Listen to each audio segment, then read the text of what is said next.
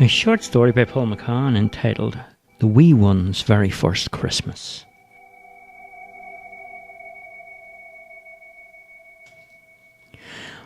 Once before the mists of time had cleared, there was a tribe of little folk called the Wee Ones.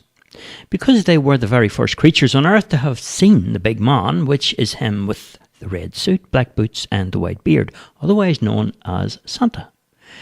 And the story goes is the wee ones were given the gift of immortality, and it is a well-known fact that they also became Santa's little helpers. But what actually happened, you might ask? Well, okay, then I'll tell you. Here's a story about the very first time Santa came to town.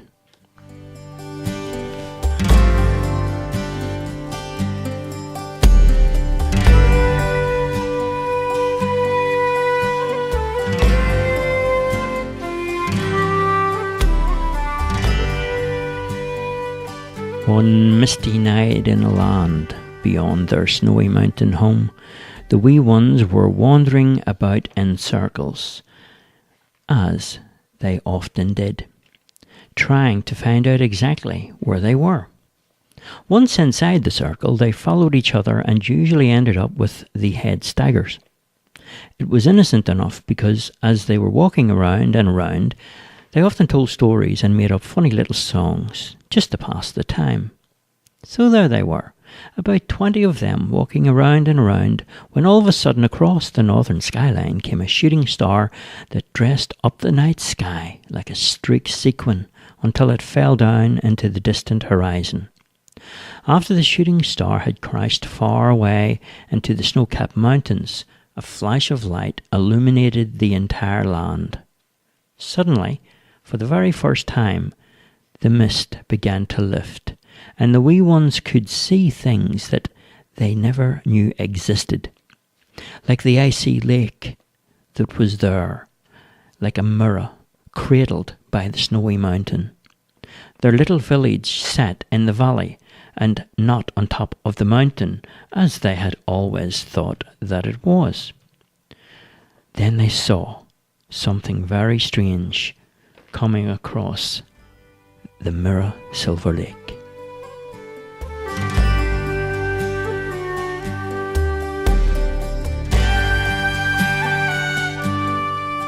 They saw him come. He made his way across the lake, the icy lake, on a large sleigh pulled by 6 reindeers. When he arrived in their midst, he made his way over to each one of the wee ones and touched them and gave them a name, then explained that from this day on they would not grow old and that they would be each given a gift, a special gift that was theirs alone to fulfill their mission on earth, which was of course to make every single child happy from that day on. A strange kind of noise seemed to overpower, and the great big man started to laugh. And as he did, the wee ones too started to laugh as well. And they were laughing loud and long into the night. When morning came, the wee ones were still sore from laughing, but the big man took away all their pain. He told them his name was Santa and that he had arrived on a shooting star from a place much too far away. The wee ones felt honoured and started to call him their king. Santa said he'd have none of that, and anyone that called him king, he would have no choice but to send them into fits of laughter until they changed their mind. Santa issued all the wee ones a new set of clothes and provided them with the best food that they had ever tasted. Following this, Santa and the wee ones sang a couple of songs, made up a few stories, and then they all began to walk around in circles. But nobody got lost this time, because everyone followed Santa, out of the circle and out onto the icy lake. Above in the sky, a very bright star appeared, and the wee ones all stood there, gazing up. Santa said, "Now it's time to begin our mission. We must go to make Christmas happy." Santa took them all in his large sleigh to the top of the snow-capped mountain and showed them the place that would now be their home.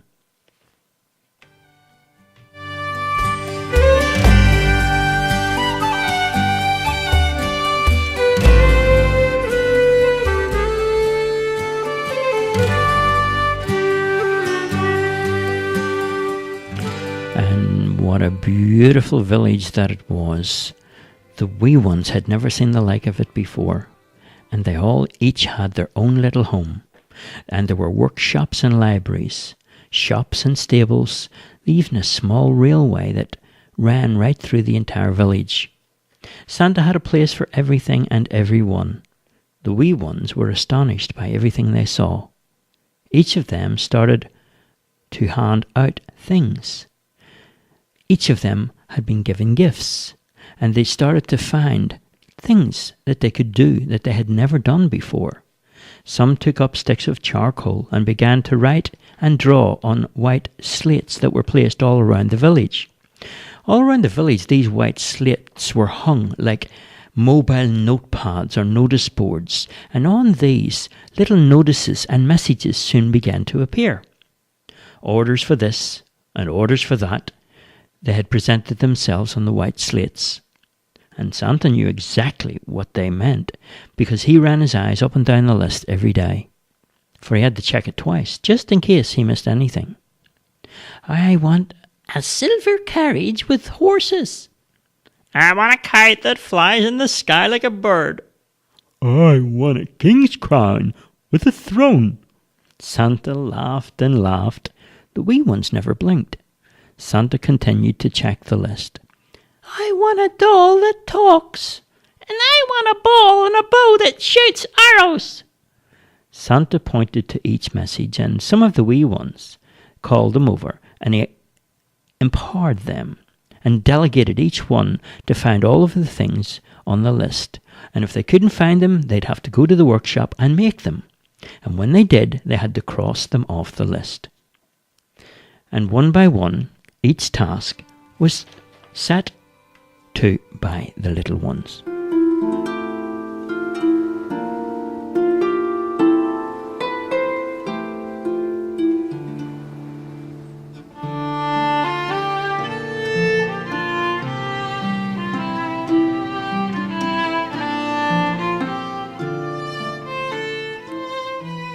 After a few days, the list of things ordered were almost now all completed. Santa knew that the time was drawing near, when some of the animals soon began to approach the village. They came from beyond the lake, beyond the snow-capped mountain. There were wild dogs from the woods, and from the snowfields came the side alley cats and the deers, and Santa began to load up the sleigh with toys, and all the animals watched. And a star up above in the sky shone down so brightly that darkness never came. It was bright 24 hours a day. The wee ones began to clap their hands and dance around in a circle. Santa joined in too, and big smiles were beaming.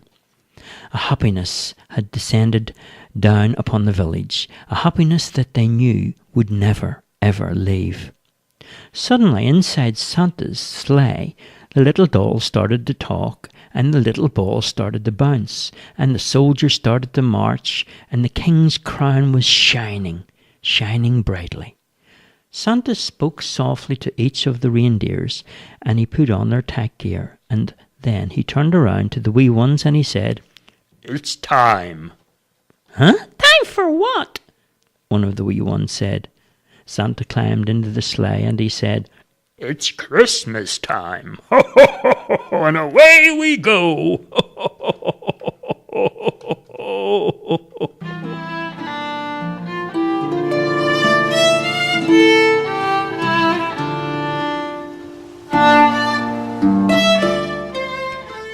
The wee ones were amazed when the reindeers ran off at speed and suddenly took off into the sky like a shooting star across into the distant horizon. Still was the night until Santa returned and reloaded the sleigh with more toys, and all through the night he worked. The wee ones in turn were helping as much as they could. and all over the world the spirit of Christmas was moving.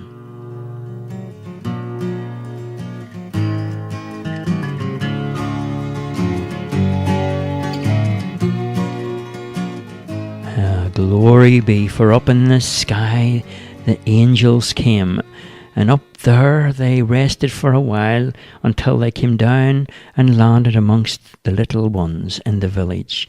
There they told her on this night a king was born, and from this very day the darkness would be expelled forever. As they explained about this newborn king, the wee ones were intrigued, for they had never before heard or seen anything like this. "Who is this king?" asked one of the wee ones. "This is the King of Kings, who will bring down the proud and the mighty. He will bring laughter and peace, and where there is need he will bring hope. Anybody who will lose their life for his sake, they will find it." The wee ones all went into a deep sleep, with the whispers of the angels in their ears. And the night passed, and the wee ones slept, and Santa was busy all over the world.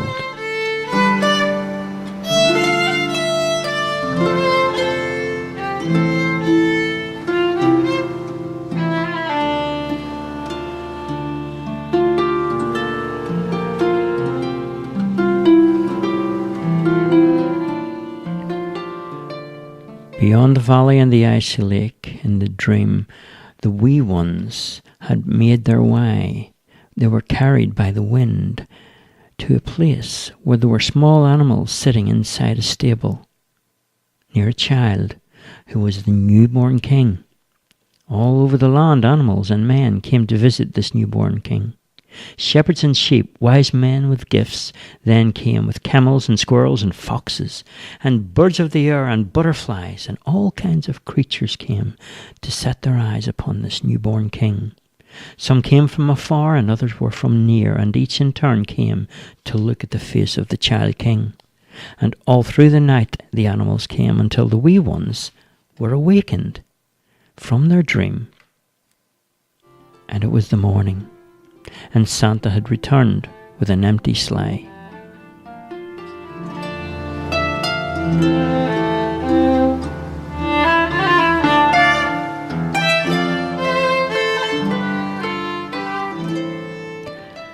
A silver shimmer fell down all over the land, and Santa said, "It looks like the world has been renewed." The silver shimmer remained for weeks and weeks, and in the sky many new stars appeared. One of the wee ones asked, "Santa, why are all these new stars in the sky?" He replied, "The angels have come to worship the child." Flowers began to appear, and there around the snow-capped mountain there were new flowers that had never been grown before, and old flowers. There were roses, and outside Santa's house a scarlet rose garden with a perfume so strong and powerful that anyone that sniffed it would sink into a deep sleep. Other miracles had occurred, and no one asked questions. The wee ones just accepted and appreciated each one. Gardeners came by to tend to the roses. Butterflies and birds floated from rose to rose and scattered soft petals around each of the wee ones' homes. As petals fell, roses grew all over the snowy ground. There were many colours now in the little gardens, and butterflies turned into flames, and the flames soon disappeared above the house of the wee ones, where honeybees soon came in to the village, and then there were honey hives, and the sound of the buzzing bees tickled the wee ones' ears and made them all fall into a deep sleep. And then when they woke up, Santa said, "It's time. "What?" Christmas time. Come on, we have work to be done." Ho, ho, ho, ho, ho. The wee ones continued to help Santa, and still do to this very day. The end. The end. And that's the story about the wee ones' very first Christmas.